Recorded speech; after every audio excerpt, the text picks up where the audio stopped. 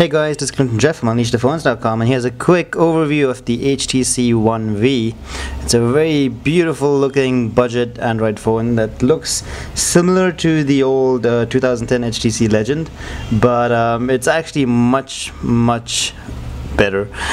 For one thing, it runs on Android 4.0, so you can see the little keys right there.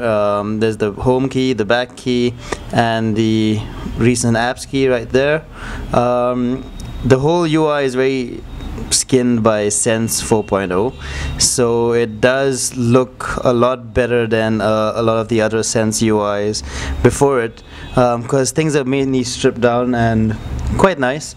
Just to give you a quick idea of the hardware, it's a unibody aluminum design, so it is very tough and it's basically scratchless.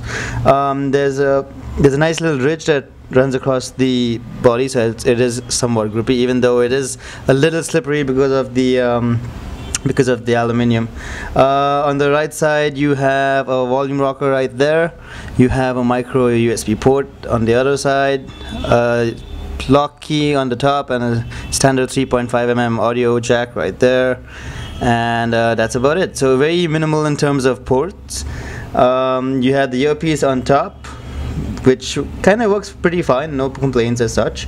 And the display isn't actually flush with the bodywork. You'll see there's a little gap over here, kind of like a ridge, which does collect dust after a little while, but it's not too bad, but you will have to clean it once in a while. At the whole front, there's a 3.7-inch display right at the top with 800 by 480 pixel resolution. Very nice, very vibrant, so no complaints as such. It does look a little oversaturated at times, but everything looks pretty good.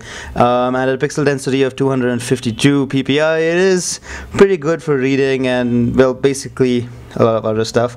One thing that I should note though is that it's not all aluminum. There is a little plastic ridge right there that you can take off and insert your SIM card and your memory card into. I'm just gonna close that up. Alright. So inside the phone you have 512 MB of RAM running with a single core processor that's clocked at 1 GHz. It is limiting compared to all the other phones. For example, in the same price range you can get the Sony Xperia P, which is dual core compared to this. A lot faster too. Also worth mentioning is that there's no front facing camera. The 5 megapixel camera on the back has pretty decent results, nothing that great, nothing that bad either, but it does record HD video at up to 720p. Can't record full HD because it is a single core processor after all. So yeah, that is a bit of a problem. Coming to software, like I said, you have Android 4.0 with HTC Sense 4.0. Pretty nice UI, no complaints as such. We already spoke about this in our HTC One X review, so I won't really go over everything. Basically, I'll just cover the important parts. For example, you have quick access to toggles in the settings menu right there. Everything's been minimalized a little bit compared to HTC Sense versions before, and there's this nice little shortcut bar here that you can basically drag anything into. This app shortcut bar right there, if I can just show you quickly, is also carried out to the lock screen right there.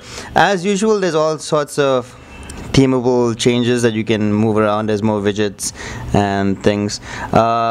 So yeah, it's basically your typical HTC Sense UI, but a lot more different in terms of how cleaner it is compared to things before. Moving on, there's also Beats audio right there, so the music is kind of okay, sounds much better than on a lot of other devices, I guess. The Beats audio integration is mainly software, but it does make a bit of a difference if you listen to a lot of mainstream music that is pretty popular today.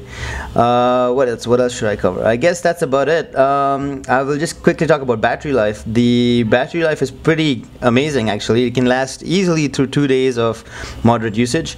What you see over here, the little battery warning, is actually after 2 days of usage, so it is pretty powerful because it's just a single core processor after all. And yeah, I guess that's about it. No complaints on call quality. Definitely recommended. Check out our post on unleashthephones.com for a better idea, and if you have any questions, let me know in the comment section below.